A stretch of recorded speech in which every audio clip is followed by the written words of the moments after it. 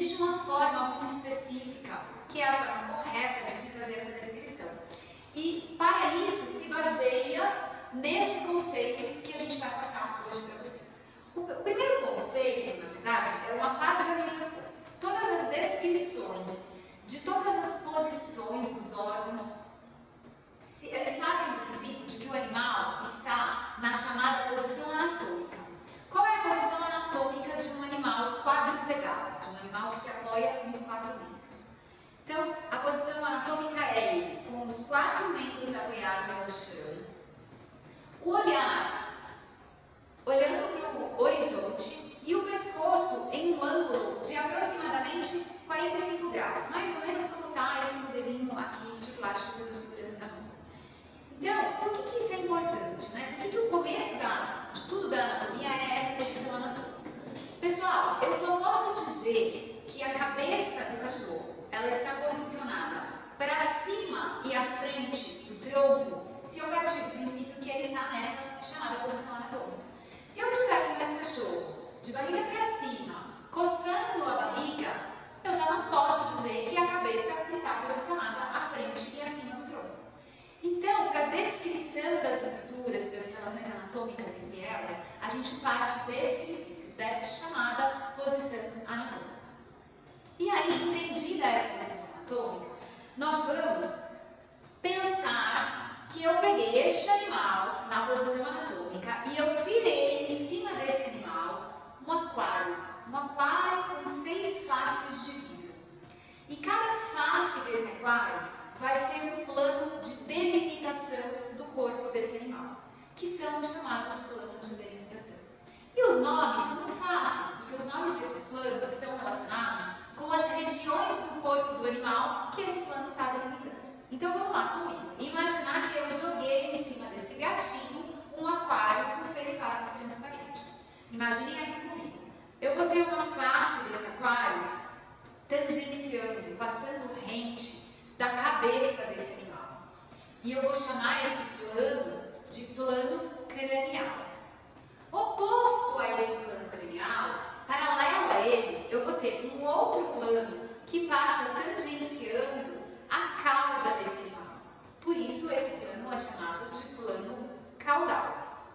Vou ter um outro plano que tangencia o dorso do animal, por isso ele se chama plano dorsal. Um outro plano imaginário que está tangenciando o ventre desse animal, por isso vai se chamar plano ventral. Estão faltando 2 faces desse aquário, uma face de cada lado do corpo desse animal. Então, esse plano que delimita o lado esquerdo do animal, eu vou chamar de plano lateral esquerdo, e oposto a ele, delimitando o lado direito do animal, eu vou ter um plano lateral direito.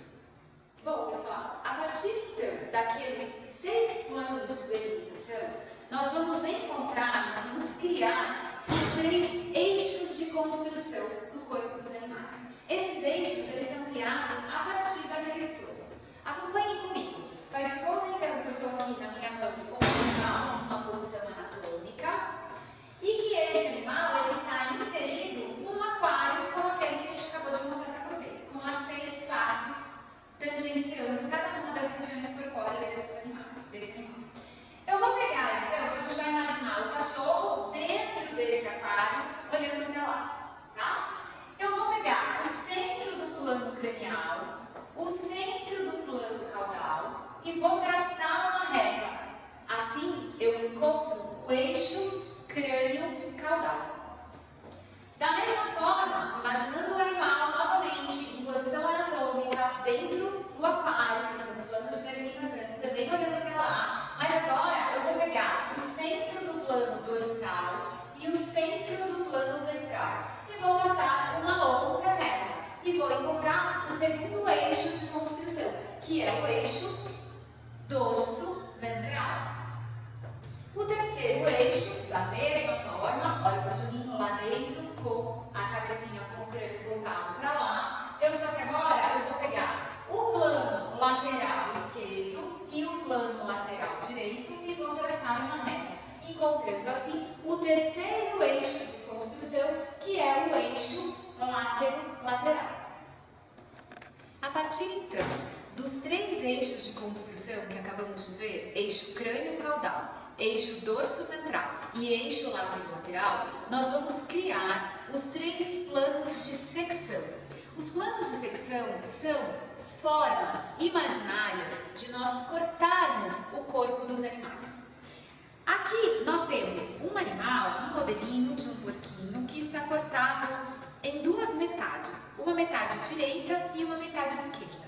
E a gente enxerga aqui um plano meio transparente, para a gente pensar que é um plano imaginário, que está cortando esse animal ao meio.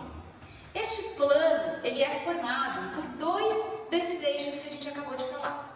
E para a gente entender quais são os eixos que formam cada um dos planos, a gente vai fazer de conta que a mão da gente é uma faca e ela está cortando o corpo do animal. E de acordo com o movimento que a faca fizer para fazer esse corte, são os eixos que nós estamos utilizando. Vamos fazer que fica um pouco mais fácil. Então esse plano aqui, que está cortando o animal em metade direita e metade esquerda, ele se chama plano mediano. E para formar esse plano, olha só, eu movimento a minha mão de frente para trás e de cima para baixo no corpo desse animal. Então, eu posso dizer que esse plano é formado pelo eixo crânio-caudal, que é o que vai de frente para trás, e o eixo dorso-ventral, que vai de cima para baixo, que formam, então, o plano mediano. E essas 2 metades, elas vão ser chamadas de antímeros, antímero direito e antímero esquerdo. São as chamadas unidades morfológicas formadas pelo plano mediano. Muito bem, eu posso cortar imaginariamente o corpo do animal em uma parte de cima e uma parte de baixo. E aí é um outro plano que faz esse corte. Da mesma forma, vou fingir que a minha mão é uma faca e que ela está fazendo esse corte. Olha só, a minha mão está indo de um lado para o outro e de frente para trás. O eixo que vai de um lado para o outro é o eixo lateral e o que vai de frente para trás é o eixo crânio-caudal. Então, nós dizemos que esse plano aqui, que é o plano horizontal ou plano dorsal, ele é formado pelos eixos lateral e crânio-caudal. E essa parte de cima e essa parte de baixo, que são as unidades morfológicas formadas pelo plano dorsal, nós vamos chamar de paquímeros. Paquímero dorsal, a parte de cima, e paquímero ventral, a parte de baixo. E o terceiro plano de secção, a terceira forma de cortar o animal, é essa, que vai cortar o animal agora numa parte da frente e numa parte de trás. E esse daqui é o plano de secção, que nós chamamos de plano transversal. De novo, fingindo que a nossa mão é uma faca e observando os movimentos que a mão faz para realizar esse corte. Essa mão vai de um lado para o outro e de cima para baixo. O eixo que vai de um lado para o outro é o lateral e o que vai de cima para baixo é o dorso ventral. Então, nós dizemos que o plano transversal é formado pelos eixos lateral e dorso ventral. E essas partes são chamadas metâmeros. Metâmero cranial e metâmero caudal.